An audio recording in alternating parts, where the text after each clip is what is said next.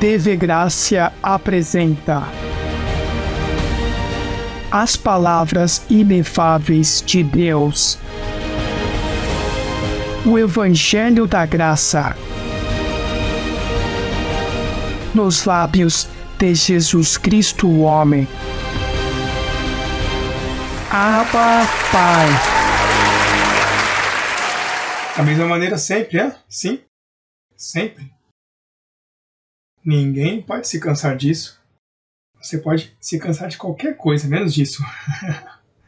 Porque daqui é que nós outros vivemos. Nele nos movemos. Isso é o que nos dá vida. A palavra. A palavra de graça é como um alimento, não? Jesus Cristo uma vez disse, não só de pão viverá o homem, dando a entender que há outro pão que faz falta. O pão da palavra do Senhor. Bem, pois, hoje temos um tema bem consolador. O tema é a família da fé. Assim que vamos falar, diga, a família da fé. Vamos agora ver o que o apóstolo Paulo, uma saudação internacional, mundialmente, a todos que estão me vendo pela internet. Assim que os amo muito e recebo que estão atentos em suas casas com caneta, um caderninho, para que anote esses versos bíblicos. Não nos cansemos, pois, de fazer o bem, porque ao seu tempo ceifaremos, se não desmaiamos. Assim que, segundo tenhamos oportunidade, façamos o bem a todos, e principalmente aos da família da fé. Diz aí, aos da família da fé. Aí não diz a família Lopes, aí não diz a família Rodrigues, a família de Jesus, nem a família... Ou seja, não é humano. A família da fé foi criada por Deus. Aí já não há carne. E não disse sobrenomes, porque é a família da fé. Nessa família não há cor de pele, não há brancos, negros, chineses, morenos, porque é fé. Estamos falando do Espírito, que não tem cor. Essa é a família da fé. E diz Hebreus capítulo 12. Se querem buscar por causa de nossos amigos da internet, que eles querem saber se eu falo com evidências. E então, em Hebreus capítulo 12, se pudermos buscar rapidinho, há um detalhe dessa família. No verso 2, o verso 1 também diz, portanto, nós também, tendo em redor nosso tão grande nuvem de testemunhas. Essa nuvem de testemunhas é onde está o teu papai, teu vovozinho, que partiu com o Senhor, que morreu. Hello!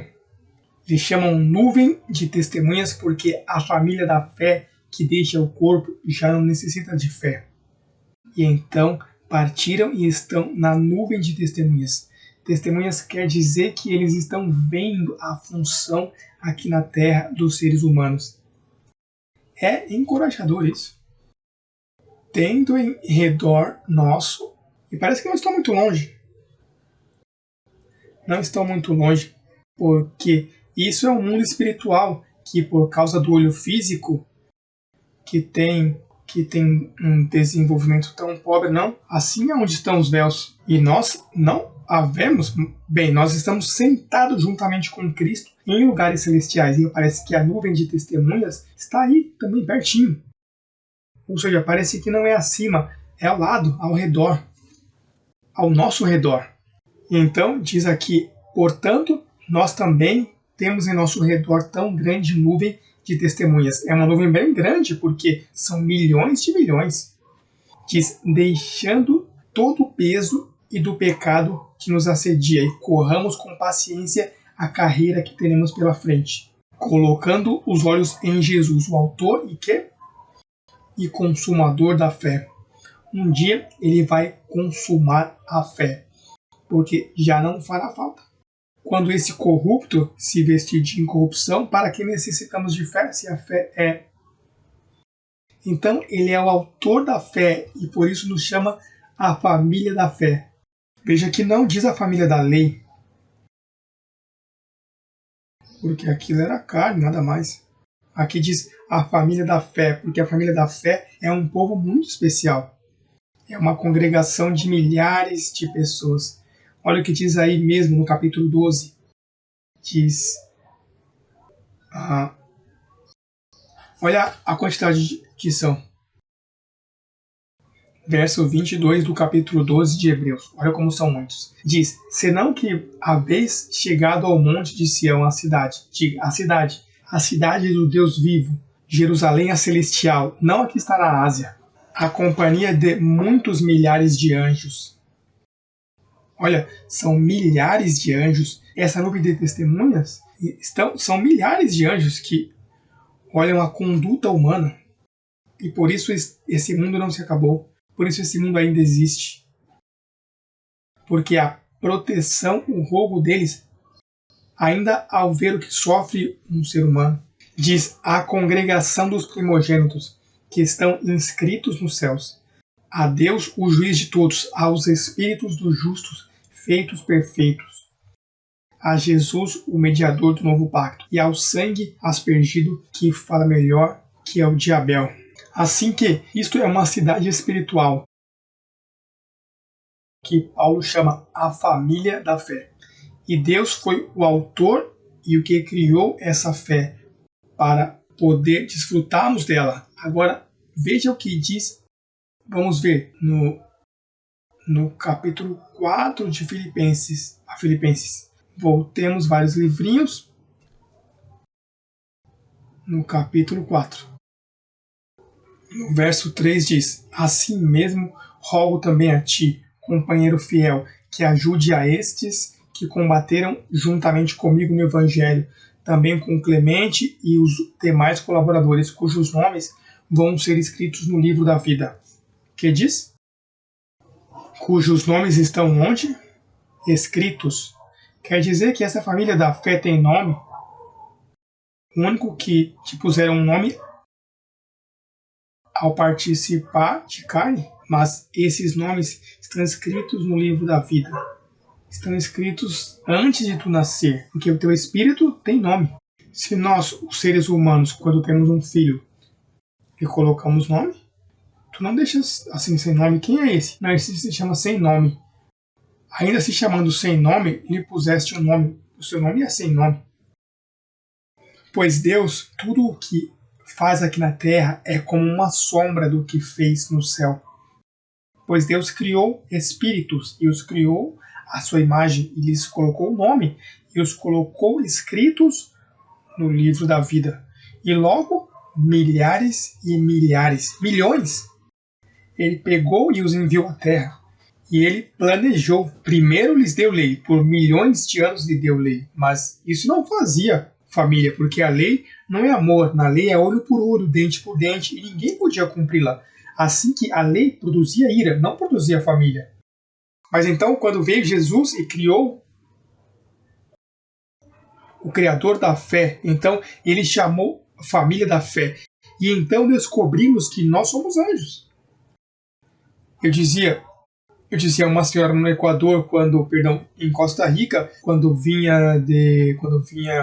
estava no aeroporto, eu cheguei muito cedo e comecei a falar com ela. E ela tinha um anjo aqui no peito. E então eu lhe disse, que bonito anjo você tem. E me disse, eu tenho seu nome, se chama Maciel. Eu disse, bem, esse nome é desconhecido para mim, mas o meu se chama Gabriel, porque li na Bíblia. E me disse, que interessante, você crê nos anjos? E eu disse, senhora, esse é todo o meu trabalho, eu trabalho com anjos. E me disse, você trabalha? Ou seja, esse é o seu trabalho? E eu disse, sim, eu trabalho com anjos. O que acontece é que são anjos vestidos de carne. E me disse, como vestidos de carne? E ele disse, você não sabe que você é um anjo? O que acontece é que ela não chegou à família da fé. Ela está em estado de orfandade. Está no estado de orfandade, porque ela não conhece. Nosso trabalho é trazê-los para a congregação dos espíritos justos, feitos perfeitos, para que eles participem da família da fé. Isso é o maior que há, a família da fé.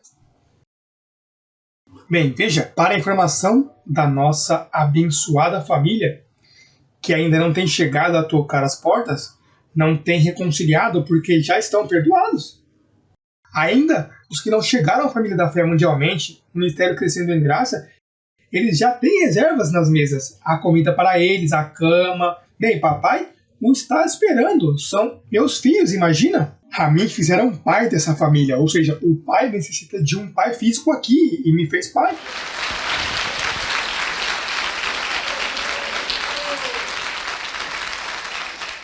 Eu estou esperando que cheguem para lhes dar alimento, porque imagina, tu sabes como estão? Estão como um filho pródigo. Tu tens lembrança que o pai, quando ficou lá dentro, que parecia que não era da família da fé, porque se incomodou quando veio seu irmãozinho.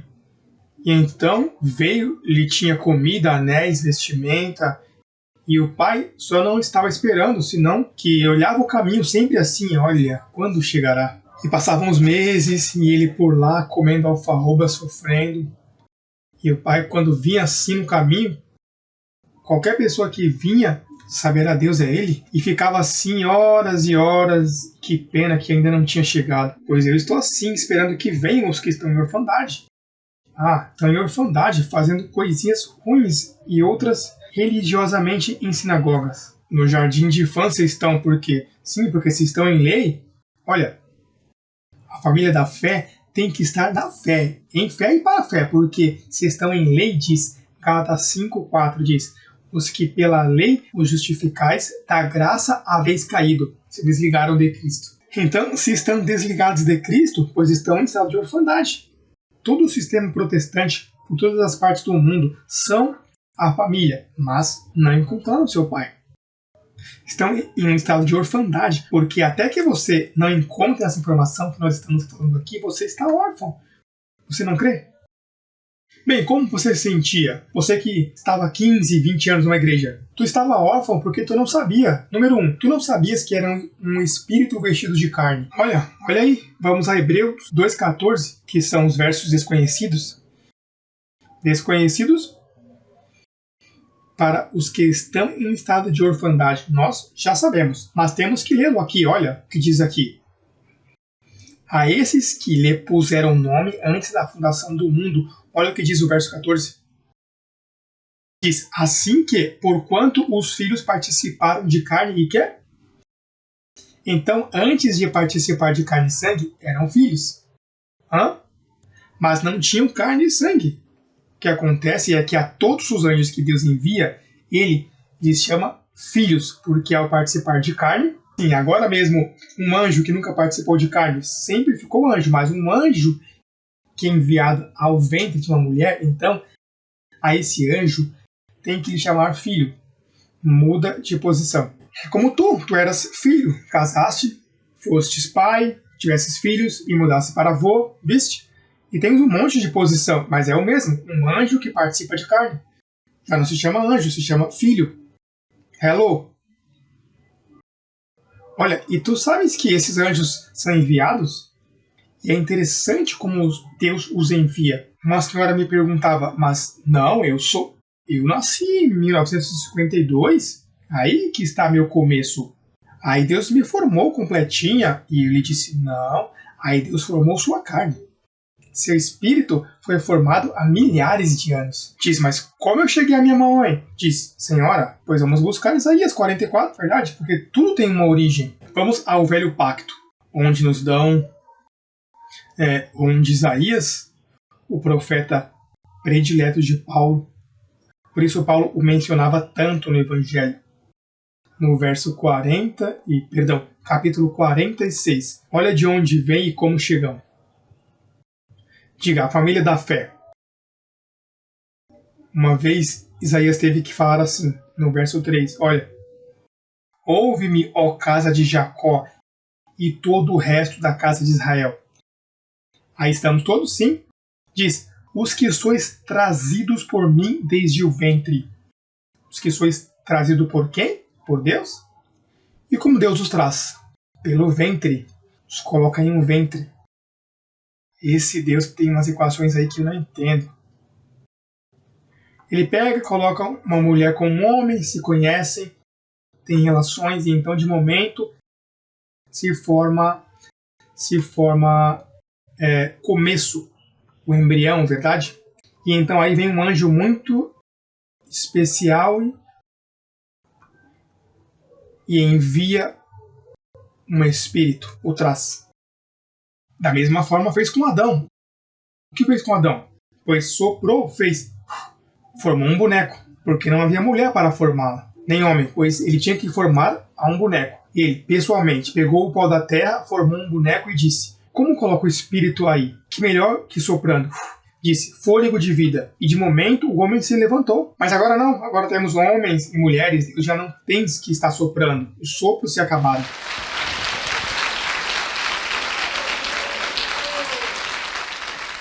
Aqui tem muita gente soprando por aí, já não tem que soprar.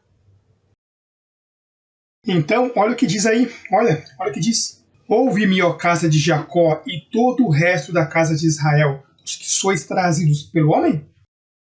Por mim, desde o ventre, os que sois levados desde a matriz. Esses são os predestinados, os escolhidos, os que são levados. Olha, podem estar sofrendo, podem estar passando em um cárcere por aí, mas sois levados. E podem se comportar mal, mas sois trazidos por mim. Como diz, porque tens alguns que não são trazidos por ele, que são sementes ruins. São vasos de ira, preparados para a destruição. Mas os que sois trazidos por mim, olha o que diz aí. Diz, os que sois trazidos por mim, desde o ventre, os que sois levados desde a matriz, diz, até a velhice eu mesmo, e até os cabelos brancos eu os suportarei. Eu fiz, eu levarei, eu suportarei e guardarei. Veja que ele sabe que o vestiu de carne a esse avô teu, tão mal que se comportou contigo. Olha, esse homem, essa mulher, esses pais, esse governo, essas pessoas que têm tido feito sofrer tanto. Deus diz, olha, a esse eu trouxe, a esse eu suporto. Eu fiz, eu fui o que coloquei no problema dessa carne. Por isso se comporta tão mal, por causa de tudo que tem passado, mas eu suporto até os cabelos brancos. E o que te importa? Por isso é que a família da fé é tremenda, porque a família da fé são espíritos, diga, espíritos. Pois isso o mundo todo crê. Olha, quando morre alguém e fazem uma missa, rezam porque seu espírito se foi para lá, para o purgatório. Pois, ainda que creiam, tem espíritos. O que acontece é que eles não sabem a ciência que eu estou falando, como chegam, como Deus os traz. A ignorância, o mundo está cheio de ignorância. Tu não vês que estão órfãos? Um menino órfão não recebe educação. Por isso que temos que trazê-los aqui para casa, para que coma. Tem que lhe colocar anéis, vestidos da educação, para que saiba e respeite o que é a família da fé. Olha.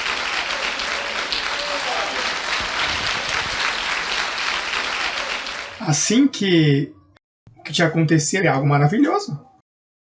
Chegastes a casa. Isso aconteceu ao pródigo, que chegou a casa. E então, quando o pai o viu, fez uma festa, matou o maior cabrito e os que tinham lido a palavra do filho pródigo, porque ele estava comendo alfarrobas, estava comendo da comida dos porcos e caiu em si. Diga, caiu em si. Diz, voltou a si. E diz que o pródigo disse, olha, mas rapaz, na casa do meu pai, tão confortável que era, tão quentinho, cobertor, travesseiro, eu tinha tudinho. E aqui, dormindo com os porcos, eu tinha comida quentinha no dia e agora estou comendo alfarrobas. E parece que diz, voltarei, vou voltar a casa. Diz, voltarei, quem sabe, mas vou dizer a meu pai que se me trata como um dos seus empregados, eu me conformo. Não tem que me dar tudo se eu falhei. Olha, que bom quando tu reconheces que tu tem se comportado mal. Diz, eu falhei, eu fiz mal. Vou, ainda que tenha misericórdia, mas é melhor do que essas alfarrobas que tenho aqui. E o que ele não imaginava era que o papai estava esperando com festa.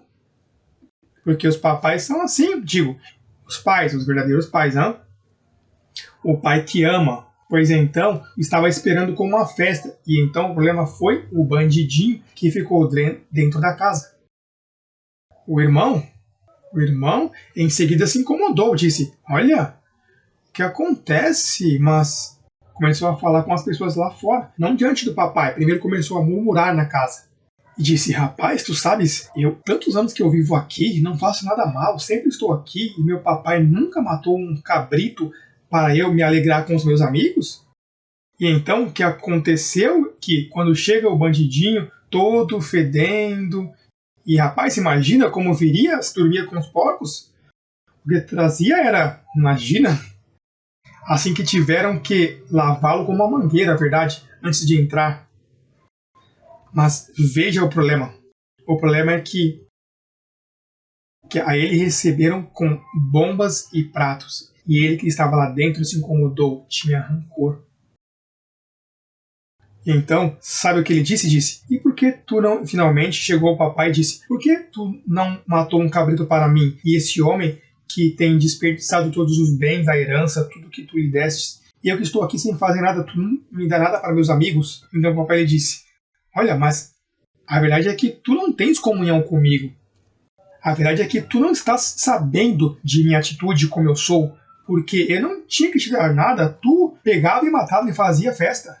Mas esse tipo de religioso, o religioso sempre está, é como eu fiz, mereço, como eu me comportei bem, Deus se comporta bem. Mas aqui é diferente, com a família da fé, Deus está obrigado a se comportar bem contigo. Tu sabes por quê? Porque ele disse, eu fiz, eu levarei. Eu fui o problema que coloquei a vocês nessa carne. Por isso é que ele quer nos comunicar o evangelho. Tu não vês que quando tu conheces o evangelho, Deus diz, agora sinto que me cobri, sabes, por existir, como ele foi o que fez, foi ele que te colocou em carne. Esse é o pior estado da criação. Veja aqui, Deus diz que a ninguém conhece segundo a carne, porque isso não serve. Esse é o pior estado de criação, por isso nós devemos ser revestidos. Mas quando chegarmos à plenitude do conhecimento, à estatura, Deus não vai ter alternativa, tem que vestir a família da fé. Tem que estar em fé, se estás em lei, não te penteis que não vás. Não te vistas que não vás. Sim, é necessário. Vamos ver agora que já temos lido isso, vamos ver em Hebreus. Voltemos a Hebreus, porque Hebreus é o livro dos anjos. O livro da família da fé. Um dos melhores livros. Em Hebreus capítulo 12, olha o que diz. No verso 2. Voltemos de novo ao verso 2. 2 e 12. Os que tomam nota, estamos fazendo aqui um repasso do edifício, não um repasso de classes que temos tido, mas as estamos unindo para considerar o que é a verdadeira família da fé. Por isso é que Paulo diz, façamos bem principalmente aos da família da fé. Tu não vês que quando tu ajudas a da família da fé, tu não perdes nada? Tu estás investindo. Eu tenho passado investindo todos esses anos. Tudo que chega às minhas mãos, eu passo para a família da fé. Se Paulo me diz, principalmente aos da família da fé. Porque aí os anjos estão observando. Os anjos são os que já partiram desse corpo, são testemunhas, uma grande nuvem. Então, quando eles veem que não somos avarentos, que não estamos amontoando, que nos dói a necessidade dos outros, pois então eles são testemunhas e dizem, olha, anjos, aos anjos que servem, tem que suprir esse homem, que não lhe falte nada. Olha, quando que mantenha-o saudável, que nunca falte aos filhos, que nunca lhe falte para o aluguel, por quê? Digo, às vezes leva um tempinho, uma disciplina, na verdade, mas por quê? Olha o que diz aqui, falando disso, verso 2, 12 e 2, colocando os olhos em Jesus, o autor e consumador da fé, o qual pelo gozo colocado diante dele sofreu na cruz. Por que foi um gozo? Porque ele estava resgatando os espíritos que ele mesmo colocou neste inferno de carne. Foi um gozo morrer, por isso quando Pedro lhe disse, bom mestre, não vá à cruz, diz, cabeção, aparta-te de mim, Satanás, fiquei com a família da fé metida em carne. Ele tinha que, foi um gozo colocado para ele, por isso é que ele disse, olha, a mim ninguém me tira a vida, eu que a dou, porque eu sei os negócios que eu estou fazendo.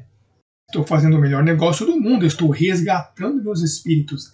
Está destruindo o poder da morte. Diz o verso 3.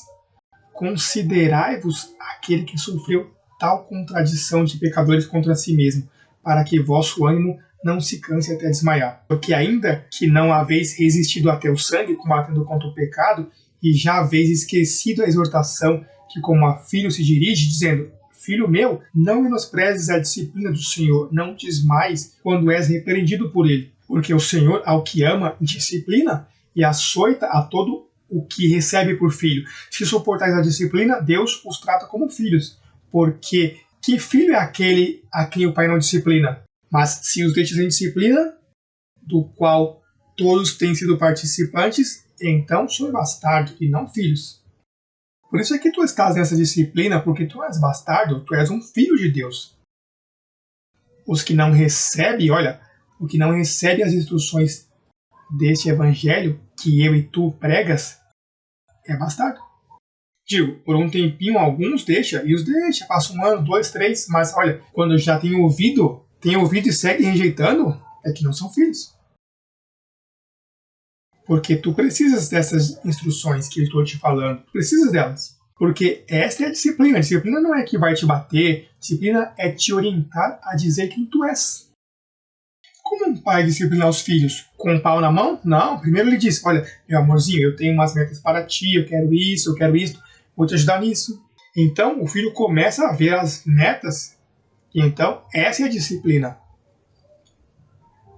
Disciplina não é bater e gritar. O pai que sabe disciplinar não grita com os filhos. Fala com eles.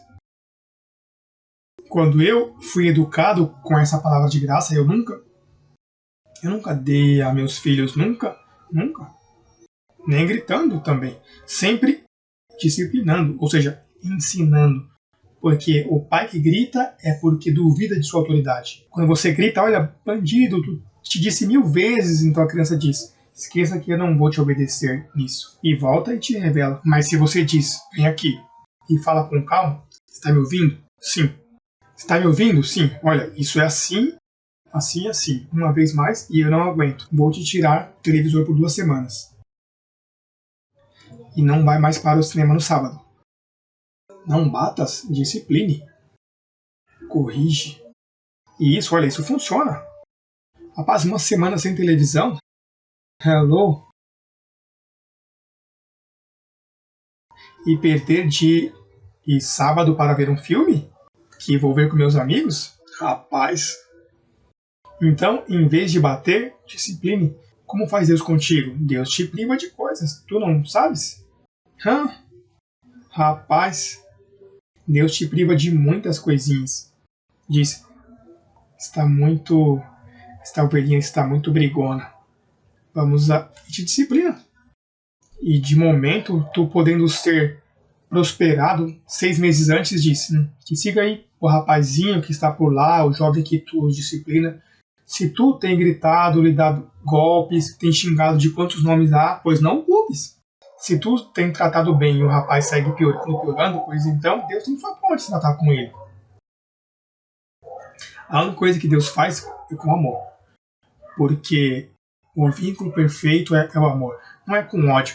Nunca há um propósito de machucar e destruir. Mas Deus trata com seus filhos. Bem, diz que todos temos sido participantes. Deus trata com anciões, com pelos brancos, com cabelos negros, com cabelos ruivos, verdes, de tudo. Ele trata, mas a seus filhos ele não abandona. Todos os que ele trouxe pelo ventre e pela matriz nunca estão abandonados. Deus vai tratar com eles. Quantos têm sentido atendido por papai? Olha.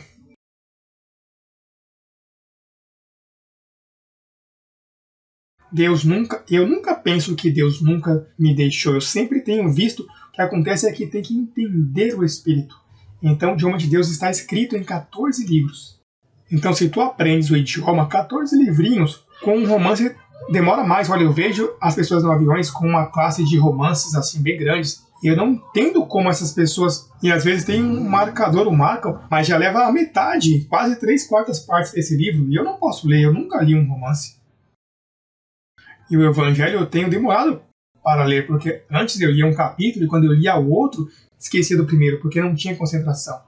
De verdade, eu não leio mais de 3 ou 4, não posso. Imagina eu ler um romance desses aí escrito por Corinne entediado, rapaz, que isso não tem fim. Os 14 livros que eu te digo, olha, se Os que sabem ler rápido, que têm essa habilidade, que são talentosos, isso tu lês em meia hora, essas 14 epístolas. Bem, imagina que alguém tem 5 capítulos, que isso, imagina, em um abrir e fechar de olhos, Filemão, uma página. Tito, outra, uma página, imagina, 2 livros, já tem 2. Mas tu lês 14 epístolas, essa é a mente de Cristo. Por isso aqui Paulo diz, mas nós temos a mente de Cristo. Se tu lês a 14 epístolas, te colocas e as gravas, trata de gravá-las, aprende, se escreves, te aprendes. Tu não vê quando eu digo, busquemos a Filemão, busquemos a isso, busquemos... Eu faço minhas anotações, mas às vezes é tudo de memória, porque isso já está aqui. Tu vais colocando, ano após ano, até que forma a mente de Cristo. Pode tirar a Bíblia e queimá-la, que eu já tenho aqui. Há pessoas que creem que levando a Bíblia por todos os aeroportos, isso sim é bom. Não, se é necessário tê-la aqui e não aqui. Porque de verdade isso não dá boa sorte. Ter uma Bíblia debaixo do braço, tu crê que eu ando com a Bíblia nos aeroportos? Rapaz, eu me envergonho desse livro. Ah, pastor, o que você disse? Pois, se é que é tão mau exemplo das pessoas que carregam este livro, que vão me confundir com um deles. Eu prefiro não carregar isso. Imagina esses evangelistas pidões que passam pedindo pela televisão, que passam criticando e mandando as pessoas para o inferno. Não sabe o que é um filho de Deus, como uma pessoa que seu nome está escrito no livro da vida, que Deus o traz pelo ventre e agora vai se perder. Olha, creem que a salvação se perde e que o diabo diz que os vai levar. Como em uma cabeça cabe que um pai envia seu filho para a terra e agora o diabo o levou? Que tipo de pai é esse? Isso é um pai irresponsável. Se Deus é assim, então eu não conheço a Deus. O Deus que eu conheço é um Deus responsável, que se enviar a seu filho para tal lugar, aí ele garante. Ainda que se porte mal, o disciplina, o corrige, o açoita, mas não perde, como vai perdê-lo? Ele diz, minhas ovelhas eu as chamo, eu as conheço, e eu as tenho em minha mão, e ninguém vai as arrebatar de mim. Como vai arrebatar de sua mão? Olha, rapaz, tá louco?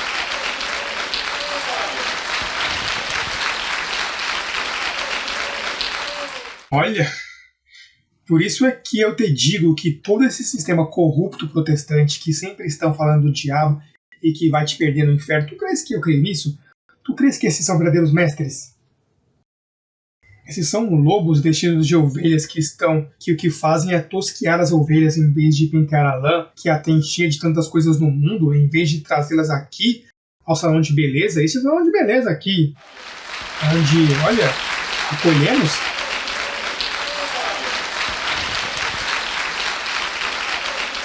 Eu não sei como essas pessoas se atrevem a chamar de igreja cristã. Igreja cristã, Monte de Sião. Igreja na Jerusalém Celestial. Igreja aquilo, igreja isso. Tem 20 mil nomes. Aí não falam de graça. Porque graça os assusta. Tu não vês que graça é o caráter de Deus? Por isso, porque crês que esse ministério se chama Crescendo em Graça. Não se chama Cresci em Graça. É crescendo, porque isso, olha, isso vai assim. Um crescimento, isso não termina. Mas a religião é quadrada, pá, pá, pá e já. Aprendeste as normas e aí te ficas congelado. Com a carne danificada, congelada, que não há crescimento. Aí não tem vida. Aí o que tem é apontamento. Aí o que tem é crítica, aquilo, atropelo, tira você para me colocar, primeiro eu, segundo eu. Isso não, na família, em uma família não se pode viver assim. E se esta é a família da fé, tem que haver normas familiares. Tu não crês? Aqui não, aqui temos um pai que nos disciplina, que nos corrige. Veja que agora mesmo eu estou fazendo o papel dele no aspecto como é que ele te disciplina, te corrige e te açoita. Com que ele o faz? Te dando informação. Primeiro, te diz de onde vens. Então, logo te diz quem és, onde estás, e logo te diz para onde vai.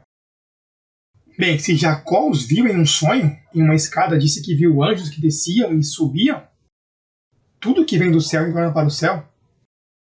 Nada fica pela metade do caminho. Aqui, a passagem é ida e volta. Não te deixam, do céu não te deixam descer sem volta. Há países que tu não podes ir se não tens ida e volta. Se não tem visto nesse país e compra a ida, porque disseram que lá te pagam a volta, Não, você me concede a ida e a volta agora, senão eu não embarco no avião. E em primeira classe. E bem atendido. E olha, nessa viagem não há estrelas, nem nada disso. Aqui os aviões não caem, são OVNIs. Tu os tem visto por aí dando volta? As pessoas o vê por aí e creem que são seres de outro planeta. Esses são anjos que andam passeando em carrinhos, carros de marca Triunfo. Te lembra que ele disse isso?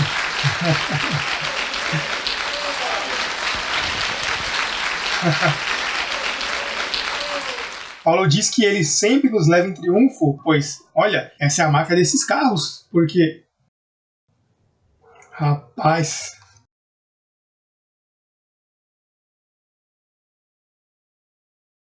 Diga a família da fé.